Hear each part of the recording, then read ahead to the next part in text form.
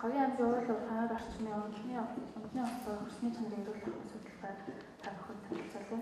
2013 онд Дорноговь аймагт нийт 139 хотгийн улсаас сорьц цуглуулаад шинжилгэхэд уран хүнсэл молибден мөн бусад хүнд металлын агуулгамж бол Монгол улсын стандарт мөн дэлхийн эрүүл мэндийн байгууллагын өмдний усны зөвлөмж хэмжээнээс маш өндөрөөр тодорхойлогдсон. За уг судалгаагаар нутгийн ард иргэдэд шээсний шинжилгээ авахд мөн л хүнсэл уран молибден молибдены агуулгамж хэвийн үзүүлэлтээс тус өндөр гарсан. За судалгаанд гарсан үр дүнгээс үндэслэн Дорноговь аймгийн усан дахь хүнд металлын бохирдол байгалийн хүчин зүйлсээс үүдэлтэй гэж үзэж байгаа боловч уул уурхай болон бусад ажуултууд хэрхэн нөлөөлж байгаа талаар судалгаа хийгдэх байгаа. За ийм учраас судалгааг явуулах болсон. За судалгааны зорилго бол ус хөрсний чанарыг судлан эрүүл ахуйн үнэлгээ өгөх. За зорилтын хүрээнд бол ус хөрсөн дэх хүнсэл уран хүчлэлэг мөн усан дахь сульфат царийн агуулгамжийг тодорхойлох байгаа. За бид судалгааг 2015 оны 6-аас 7 саруудад явуулсан. Тэгээд Дорноговь болон Өмнөговь аймгийг хамруулсан байгаа. За судалгааг аналитик агшингийн судалгааны загвараар явуулсан. За судалгааны төвөр усны сорьц бол нийт 143, хөрсний сорьц бол 83 сорьц цуглуулсан. За Монгол улсын стандартын ус хөрсний дээд авах стандартын дагуу явуулсан байгаа. За судалгаад ус хөрсөн дэх хүнд металлын агуулгамжийг тодорхойлоход түүхийн ялгааны лабораторид шилжүүлэн дараах багжуудыг хэрэглэж эдгээр стандарт Монгол улсын өмдний усны стандарттай харьцуулж үнэлгээ өгсөн байгаа. Үр дүнгийн боловсруулалтыг SPS-с 21 програм ашиглан дүүж шинжилгээ өгсөн байгаа.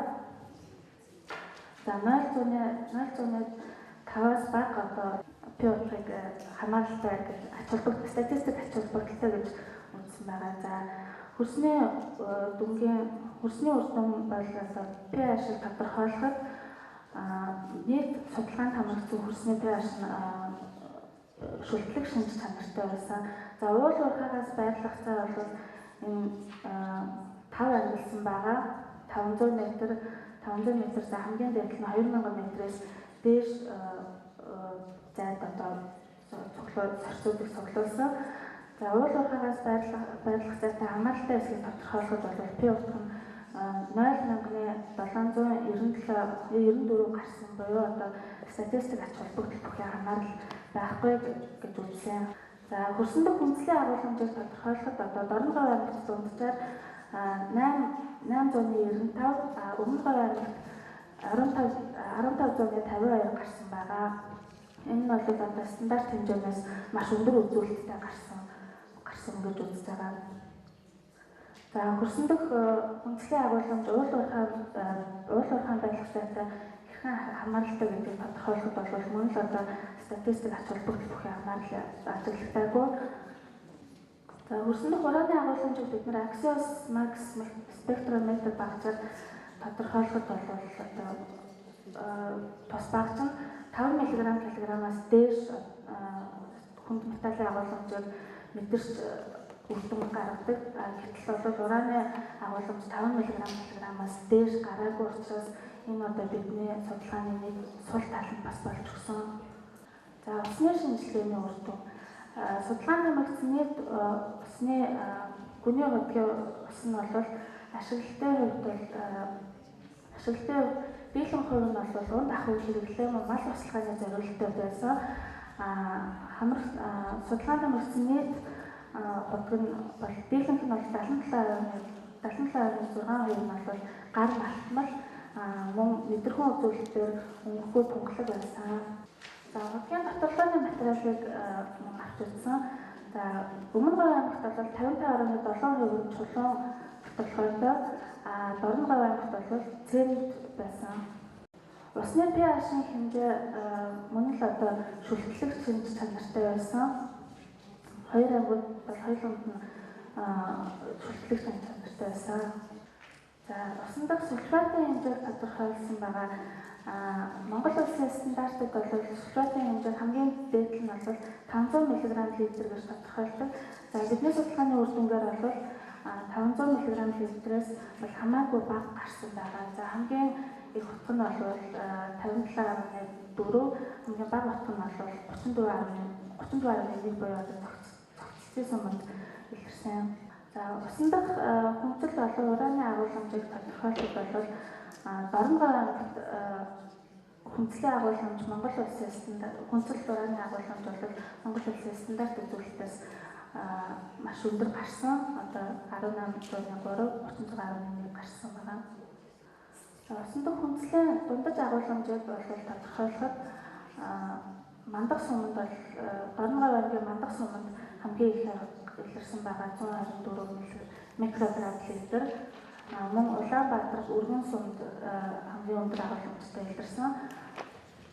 Усан дахь хүнслийн агуулмжийг одоо төлөв байдлын хамааралтай эсхийг тодорхойлоход одоо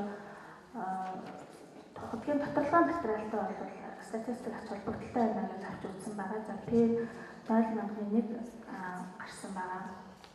За усан дахь ураны дундаж агуулмж нь бол мөн л одоо Дорногов аймагт маш өндөр тодорхойлогдсон. Одоо Айраг суманд маш өндөрөөр тодорхойлогдсон. Одоо 2013 оны судалгаагаар ч гэсэн мөн тусаа мөрд бол маш өндөрөөр тодорхойлогдсон.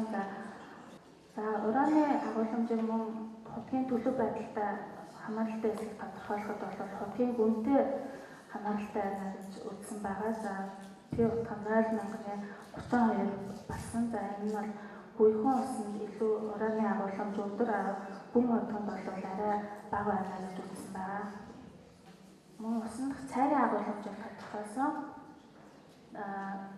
Одоо цайрын агуулмж нь бол Монгол улсын стандартад 5 мг литр гэж заасан байдаг. Мөн л одоо маш багаар тодорхойлогдсон. За судалгааны үр дүнгээс үүдэлтэй одоо дараах дүгнэлтийг тусгасан. За уул уурхайн үйл ажиллагаанд Говийн аймгийн хөрс усны хүчлэх процесс нөлөөлөхгүй байгаа. За мөн одоо Дорногов аймагт мөнхийн өмнөх судалгаатай Айраг далан жаргалт сайхан дулаан өргөн сумдуудад бол маш стандарт хүлцэх хэмжээнээс ихсэн үзүүлэлтийг гаргасан. Бус аймагуудад одоо сулфат болон цайрын хэмжээ бол хүлцэх хэмжээнээс маш бага байна гэж тодорхойлсон. Анхаарал тавьсан.